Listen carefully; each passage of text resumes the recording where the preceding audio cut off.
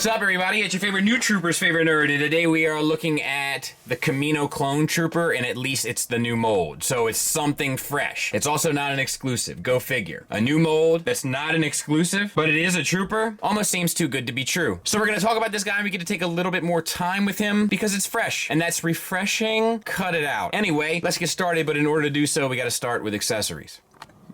So, kind of status quo stuff. He comes with the blaster, the softer plastic. It's warped. It's a warped gun, so like it sucks in that regard. I probably will not use it because it's, what is he shooting at? Like, you got to slightly aim it down every time he takes a shot at something. It's just a bummer. So yeah, not great with this Peter North gun here, and he'll hold it just fine. And he comes with the long rifle. Which is great. It's beautifully sculpted, no paint on top. It's actually a nicer plastic than usual. Like it's like glossy. No paint on top, like no dry brushing, but I'm okay with that because if these clones were kind of stationed at Kamino, I can see them not really kind of getting their boots dirty, as it were. So I'm relatively good with that. So no issues on my part. But yeah, I'm not mad at this. It looks nicer. I can't explain it, but it looks like a nicer material than usual. Where's that other one? Like, you see how this one feels muted and that one feels glossy? Can you see that? Probably not, because it's not focused on the guns. You see that? Can you make that out?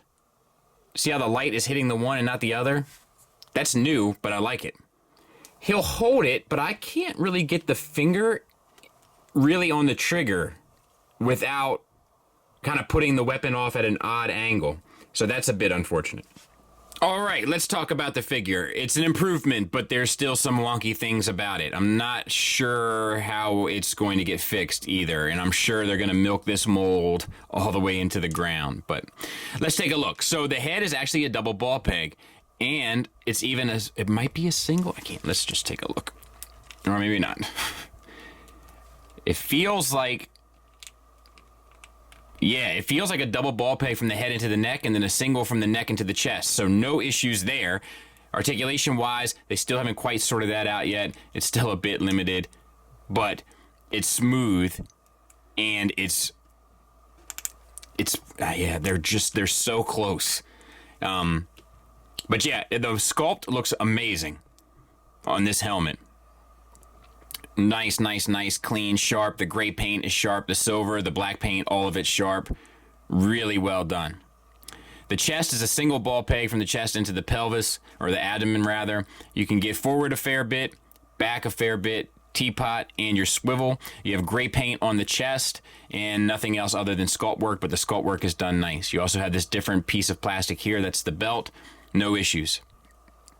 The shoulder pads bunch up to get the arm to 90 degrees, so you're really limited to less than that. So that's not optimal. The shoulder pad paint, however, is beautiful.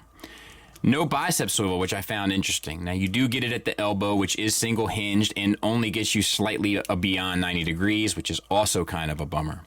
Then you get gray paint on the forearm where it lines up. It's to varying degrees of success. That one's not great. That one's great. This one's okay. That one's great. So individual results will vary. Cost of doing business. At this single hinge, we have the elbow pad. Now, the elbow pad is stationary, but I can't tell where it's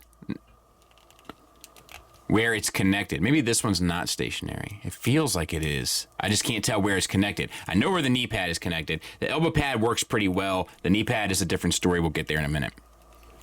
The wrist swivel, hinge up, down. We have two holding hands because this is to support the long rifle. I would have preferred an extra holding hand or extra hand option so you didn't always have to have it like this. Okay, same for the other side arm-wise. Now, let's get into the legs. So, we have T-jointed ball joints for hips, and then we have this armor here.